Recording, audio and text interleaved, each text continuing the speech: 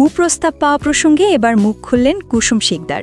জনপ্রিয় অভিনেত্রী কুসুম শিকদার একসময় অভিনয়ে বেশ সরব থাকলেও বর্তমানে কাজ করছেন খুব বেছে বেছে। তবে গ্ল্যামারাস এই অভিনেত্রী নিজের ক্যারিয়ারে কখনো কোনো বাজে প্রস্তাব পাননি।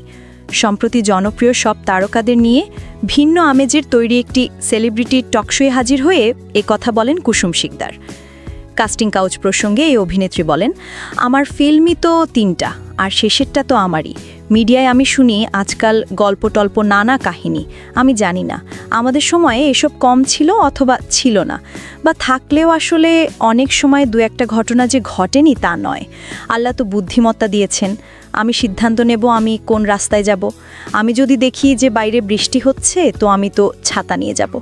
আমারও এমন দু একটা ঘটনা ঘটেনি তা নয়, বাট আমি তো বুঝতে পেরেছি, আমি তো হ্যান্ডেল করেছি ব্যাপার, ওর মধ্যে ঢুকিনি।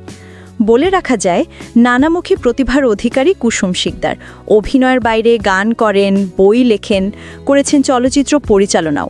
সবশেষ নিজের পরিচালিত শরতের জবা সিনেমায় দেখা গেছে তাকে। গেল বছরের অক্টোবরে দেশের প্রেক্ষাগৃহে মুক্তি পায় এটি। প্রসঙ্গত 2002 সালে লাক্স চ্যানেল আই সুপারস্টার সুন্দরী প্রতিযোগিতা থেকে উঠে আসেন কুসুম শিকদার।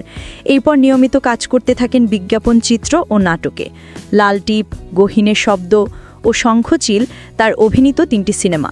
সর্বশেষ 2018 সালে নাটকে অভিনয় করেছিলেন এই অভিনেত্রী।